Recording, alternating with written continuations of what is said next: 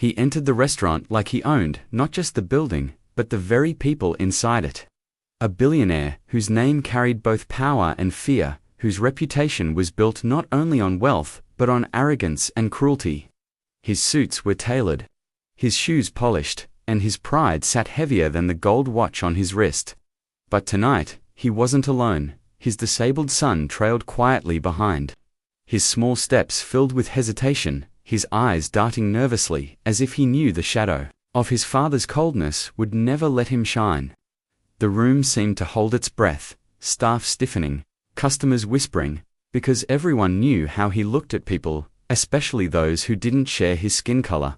And when a black waitress approached, humble, warm, and carrying the dignity of someone who worked harder than he could ever imagine, his sneer was immediate.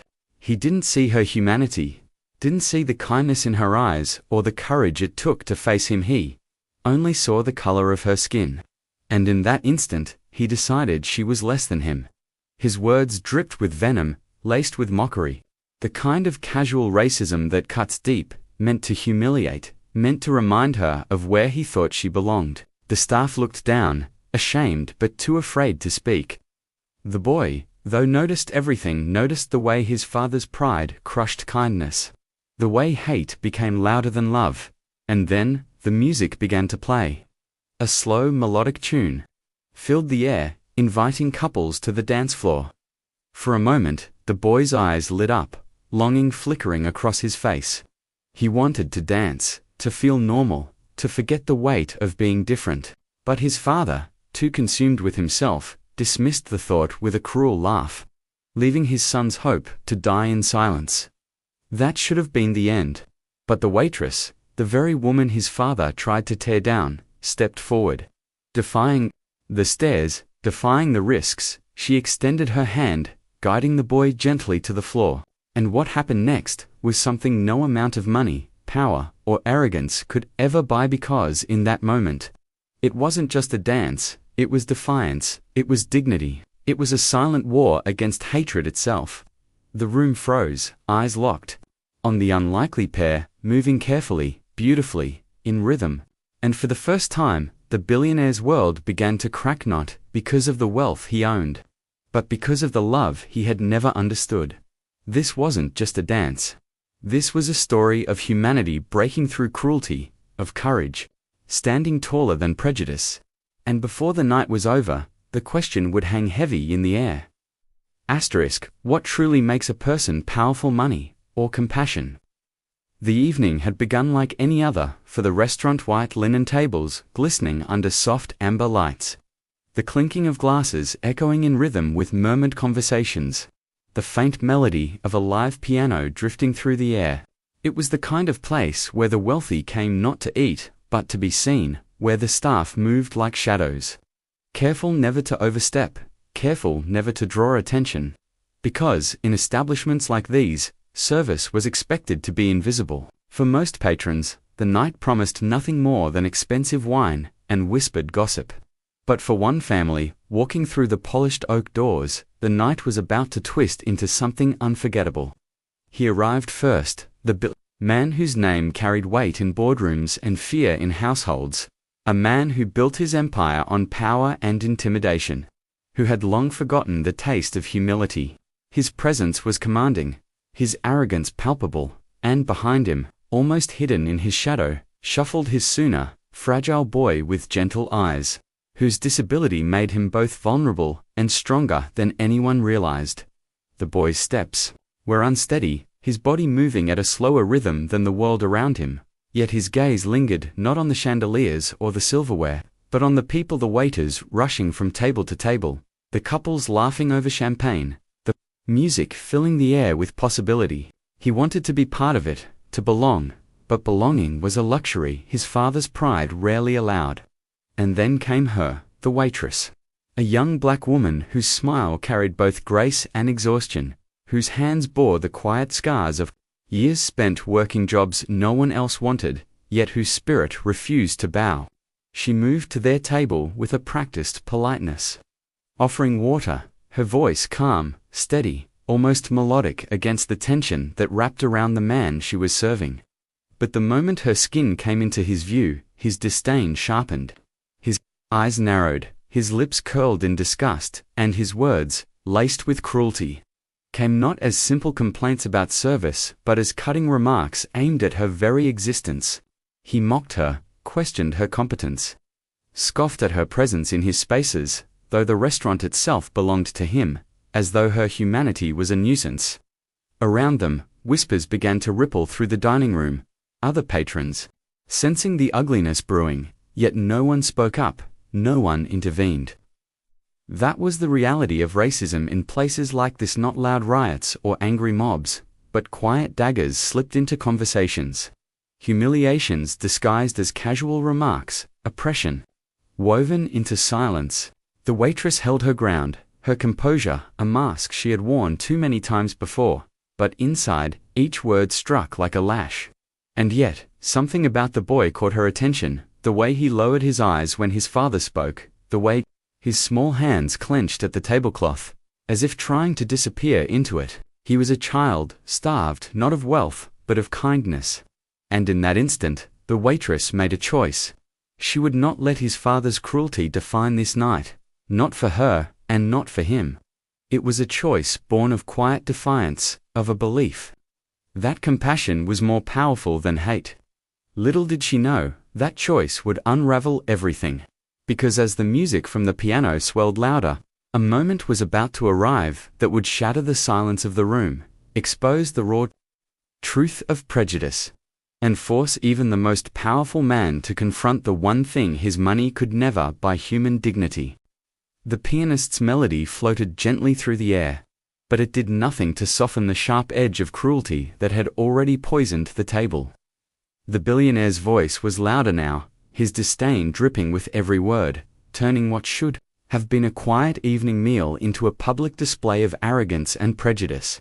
He scrutinized the waitress, not for her service, but for her skin, finding fault in every small detail, as if her very presence was an insult to the luxury he had paid for. He complained that the water wasn't cold enough, that the bread wasn't warm enough, and yet, his eyes never left her face, lingering with a hatred so practiced it seemed natural. Patrons shifted uneasily. Forks paused halfway to lips. Couples lowered their voices to whispers, but no one intervened. They watched as though it were a performance uncomfortable. Yes, but not theirs to stop. The waitress endured it with the kind of quiet strength born from years of being treated as less. Her smile, unbroken, even as her chest tightened and her throat burned. But the boy noticed. He noticed how his father's words stung her more than any spilled drink or dropped plate ever could. He noticed how she kept her eyes steady, refusing to give him the satisfaction of breaking. And inside, a conflict churned, because, while he had grown up under his father's shadow, learning to shrink when the man's voice thundered, tonight he saw something different. Resistance. Not loud, not violent, but dignified, powerful. The waitress excused herself, returning with grace, despite the humiliation. But his father's rage grew bolder, his comments sharper, his insults no longer veiled, but naked in their racism. He mocked her voice, sneered at her appearance, questioned whether someone like her deserved to serve in a place like this. Each word was designed not just to belittle, but to remind her that in his world, money determined worth, and in his eyes, she had none. The staff exchanged nervous glances, their silence complicit, their fear of losing their jobs heavier than the weight of doing what was right. And then, almost as if fate itself intervened, the piano shifted into a new tuner, slow waltz, romantic and haunting, a song that carried longing in its rhythm. Couples began to rise, hands clasping, bodies swaying as they filled the floor. And for a moment, the atmosphere in the room transformed. The boy's eyes widened, drawn to the dance, his lips parting in silent yearning. He wanted to join, wanted to feel what it meant to move freely, to exist without judgment. But his body, stiff from his condition, betrayed him. His father, noticing the look in his son's eyes, laughed cruelly, dismissing him with a wave of his hand. "Not for you," the unspoken message screamed, a reminder that weakness was shameful, that disability was a burden. The boy's heart sank, tears threatening to surface, until a gentle shadow fell across him, the waitress. She had seen the silent plea in his eyes, the ache in his small hands, and with a courage that defied every unspoken rule of that room, she extended her hand. The room stilled, breaths caught in collective disbelief, because in that simple act, she had crossed a line. She wasn't just serving food anymore, she was stepping into a space his father had guarded with iron pride. She smiled, soft but resolute, and helped him rise, steadying his trembling frame as they stepped onto the dance floor. The billionaire's face darkened instantly, fury radiating like fire, his jaw clenched, his fists tightening at his sides. But before he could speak, the music carried them away, the boy, fragile but determined, following the rhythm, guided gently by the waitress's steady hand, and in that moment, something miraculous happened. The boy's laughter sounded so pure, so rare, it silenced the room more than any outburst of rage could. The crowd watched, spellbound, as the unlikely pair moved together, clumsy yet graceful, awkward yet beautiful, their dance becoming a quiet rebellion against the cruelty that had tried to define them. But for the billionaire, it was humiliation. His son, his legacy, was finding joy not in him, not in the power of his wealth, but in the hands of the very woman he despised. His pride burned, his racism flared hotter, and beneath his polished exterior, a storm brewed that promised to erupt. What began as a simple act of kindness had become something larger, an unspoken confrontation between hate and humanity, arrogance and compassion. And as the boy twirled, laughing under the lights, the billionaire's world tilted, setting the stage for an explosion that would leave no one in that room untouched. The music swelled, carrying the boy and the waitress into a fragile rhythm of defiance. But the billionaire could no longer contain the storm boiling within him. His polished composure shattered, his voice ripped through the room like thunder, ordering her to stop, demanding she take her dirty hands off his son. Words dripping with venom that silenced every whisper and froze every footstep. His face flushed a violent red, veins pulsing at his temples, as he lunged toward the floor. The crowd shrinking back in fear at the force of his anger. He didn't just see a dance, he saw betrayal, humiliation. His power unraveling before an audience that dared to witness his loss of control. He shouted that his son was no spectacle, no toy for pity, no dance partner for someone beneath their class, spitting each word like poison, and in that moment, his racism was stripped bare, no longer cloaked in sarcasm or passive insult, but roaring, undeniable hatred.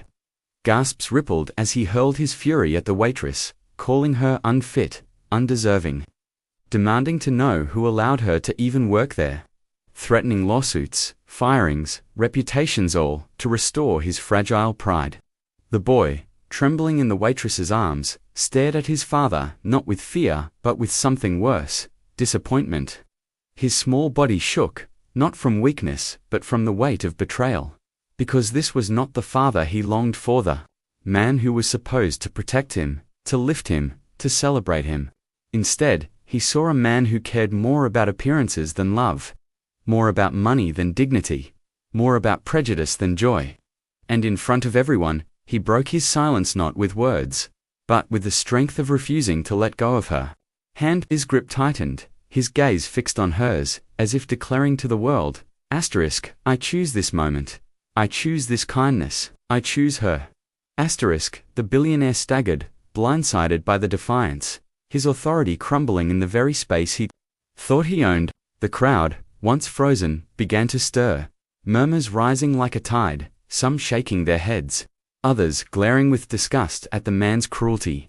Phones lifted, cameras recording, and for the first time in his life, the billionaire wasn't in control of the narrative. His rage was being documented, judged, immortalized. He shouted louder, his voice cracking with desperation, but the music never stopped, the dance never faltered, and the waitress stood firm, her back straight, her face calm, embodying a strength that no wealth could buy. The boy laughed again, through tears this time, his joy both fragile and unbreakable, and the sound was like a blade cutting through his father's authority. The billionaire's hands trembled, torn between yanking his son away and collapsing under the weight of his public disgrace, but the truth hung heavy in the air. His hatred had made him powerless. The more he shouted, the smaller he seemed. The more he insulted, the more the crowd saw the truth that this was not strength, but weakness, not dignity, but cowardice. And then, as if fate itself demanded justice, the boy stumbled, nearly falling, but the waitress caught him, steadying him gently, her arm a shield, her presence a lifeline. In that single motion, the room understood what the billionaire could not. This woman, whom he mocked and degraded, had given his son what he never had the chance to feel seen, to feel capable, to feel alive. The boy clung to her, smiling through his tears, and the applause began hesitant at first, then swelling into thunder, drowning out the billionaire's rage. Every clap was a rejection of his hate, every cheer an indictment of his pride, and in the echo of that sound, his empire of arrogance cracked. He stood there, sweating, red-faced, humiliated, as the entire room sided not with him, the man of power, but with her, the woman he tried to destroy. And in the reflection of his son's eyes, he saw it his own failure, his own weakness, his own emptiness laid bare. The climax wasn't just his public humiliation, it was his private reckoning. The moment the world he built on wealth and prejudice collapsed, not with silence, but with a dance. The applause roared through the restaurant like a tidal wave, echoing against the marble walls. But beneath the thunder of clapping hands and murmurs of admiration, the billionaire stood paralyzed, his world collapsing in ways wealth could not repair. His face, once the mask of unshakable control, was now streaked with sweat and humiliation. His voice lost in the swell of approval for the very woman he had tried to destroy. The waitress, still holding the boy steady, did not bask in triumph. Instead, she focused only on the fragile but determined child whose smile, though faint, shone brighter than every chandelier in the room. The boy, his cheeks damp with tears, leaned against her, as if she were the anchor he had always longed for, and in that moment, the crowd understood that love, compassion, and dignity could never be measured in money or status, they could only be seen in the quiet defiance of kindness. For the billionaire, the weight of his disgrace pressed heavy on his chest. He tried to shout over the applause, tried to demand silence, tried to remind the room of who he was, but his words fell flat, swallowed by the rising voices of those who had finally seen him for what he truly was, a man consumed by prejudice, stripped bare of his humanity. Whispers began to spread. How could he humiliate his own child like that? Did you hear what he called her? Money doesn't excuse cruelty. His name, once untouchable, became a brand of shame before his very eyes. The boy looked at him, not with the longing of a son waiting for approval, but with the disappointment of a heart broken too many times, and in that gaze lay a truth that no wealth could erase. Respect is not bought, it is earned, and his father had none. The waitress, though shaken, stood tall, her quiet courage illuminating the room. A silent declaration that she would not be reduced to his insults, that her dignity was unbreakable. And then something even more powerful happened. The crowd, moved by her bravery, began to stand one by one, not just applauding, but standing in solidarity. Their eyes locked on her, as if acknowledging not only her strength, but the injustice she had endured. Phones continued to record, ensuring the billionaire's fall from grace would not be confined to that night alone, but would ripple outward into the world, sparking conversations far beyond those restaurant walls. By the next morning, his name would be trending, not for business deals or charitable donations, but for cruelty, arrogance, and hate. Yet for the boy, this was not about public scandal. It was about the private awakening that something deeper mattered more than wealth. He clung to the waitress as if sensing that through her, he had glimpsed a different way of living a life where kindness was not weakness, where love was not conditional, where dignity was not for sale. For the billionaire, the resolution was not victory, but the loss of his son's admiration, the loss of his social standing, the loss of the illusion that money made him untouchable. And though he tried to retreat, to gather his pride and storm away, he could not undo what had been witnessed, what had been recorded, what had been felt. Because in the end, the story was no longer his. It belonged to the boy, to the waitress, to every person who saw that night, not as a dinner gone wrong, but as a mirror, reflecting the ugliness of racism and the beauty of resistance. The waitress, when the music finally faded, helped the boy back to his seat with grace, bowed her head humbly as the crowd's applause followed her, and quietly returned to her work, not seeking glory, but embodying a truth so powerful it needed no words. Dignity in the face of hate is the greatest defiance of all. And as the boy watched her walk away, his heart understood what his father never could. That true greatness is not found in power or wealth, but in compassion. This was the story the world would remember, not the outburst of a billionaire, but the courage of a black waitress and the smile of a boy who discovered joy despite cruelty. And for those who witnessed it, and for those who would later see it unfold through their screens, one question would linger like a haunting refrain. How many more moments like this must there be before the world finally learns that humanity is greater than hate? In the heart of a glittering city, inside a restaurant where every corner was draped in wealth and exclusivity, the air grew thick with tension when a billionaire accustomed to worship and obedience decided to make a spectacle not of his riches, but of his prejudice, shattering what was meant to be a night of celebration into a haunting display of arrogance and cruelty. His son, fragile and bound to a wheelchair, carried a quiet longing in his eyes as music filled the room. A longing that most ignored, but that a young black waitress noticed with tender instinct. Her heart recognizing a yearning that money could not buy, she bent down, offered her hand, and with steady patience, helped him move to the rhythm in a way that felt less like dance and more like freedom. What should have been a moment of beauty was instead torn apart by the father's wrath. His voice laced with venom as he berated her for daring to step beyond the boundaries he believed her skin confined her to. Spitting words designed to remind everyone in the room of the hierarchy he thought immutable.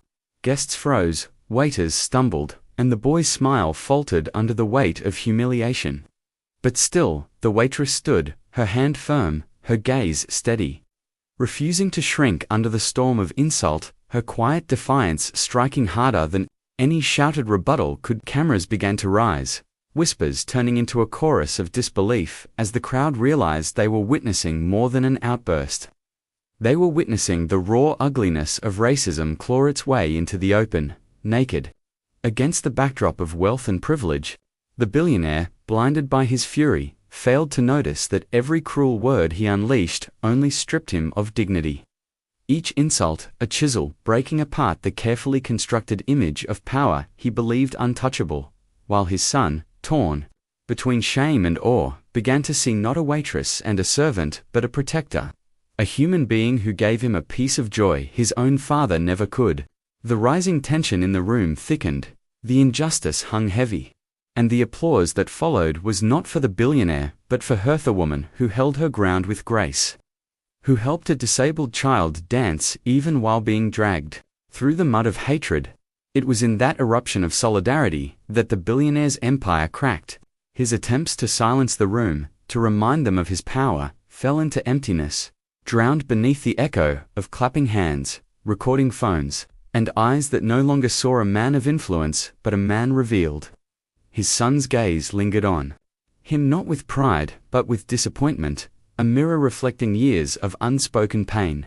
And in that look, the billionaire met his greatest defeat, not in headlines, not in reputation, but in the silent disowning of his child's heart. The waitress, though shaken, did not gloat or crumble. She returned to her duties with quiet dignity, her very composure a lesson etched into the memory of every person in that hall. That humanity, compassion, and courage cannot be bought or silenced. By dawn, the footage would spread, reshaping conversations across living rooms, offices, and streets, sparking debates not just about one man's cruelty, but about the system that enabled such cruelty to thrive unchecked. Yet within the noise of outrage and the storm of scandal, the most important transformation was quieter, found in the boy's heart as he realized that kindness was greater than wealth, that dignity was stronger than power, and that love could be found in the most unexpected places. The billionaire, though he would fight to bury the story, could never bury the truth revealed that night. Money cannot erase the stain of hatred, and arrogance cannot survive the light of justice. And as the waitress walked away, her image captured forever in trembling phone screens and in the memory of a broken boy who had tasted freedom for a fleeting moment. A question hung in the air, like smoke, refusing to clear.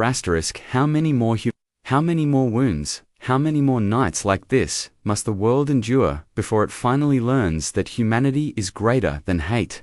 And with that lingering question, this story does not truly end, for it belongs to each of us who hear it, daring us to choose whether to remain silent or to stand, whether to look away or to confront, whether to be complicit in the cruelty of a billionaire or courageous like the waitress who showed us